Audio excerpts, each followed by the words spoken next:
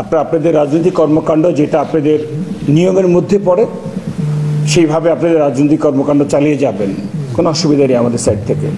But vandalism, কোনো কিছু নষ্ট করা, ভাঙচুর করা, মব এর মাধ্যমে অন্যায়ভাবে বাধা সৃষ্টি করা, এই সকল কর্মকাণ্ডগুলো আপাতত শুধু রংপুরে কেন, বাংলাদেশেও ইনশাল্লাহ এটা হওয়ার কোনো সুযোগ নেই। তখনই আপনি আমাকে কঠোর পাবেন যখন আপনি নিয়মের ব্যত্যয় ঘটাবেন। তো সেটা যেন আমাকে করতে না হয়।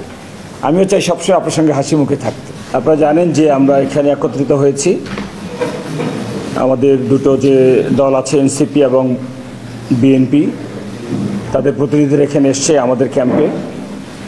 গতকালকে আমরা রংপুরে একটা অভিযানে নেমেছিলাম। সাম্প্রতিক সময়ে যারা কিছুটা অস্থিতিশীলতা সৃষ্টি করার চেষ্টা করেছিল তাদেরকে চিহ্নিত করে তাদেরকে আমরা আইনের আওতায় আনার চেষ্টা করেছিলাম। সেই জন্য আমরা সহযোগিতা চেয়েছিলাম এই দুটো দলের পক্ষ থেকে।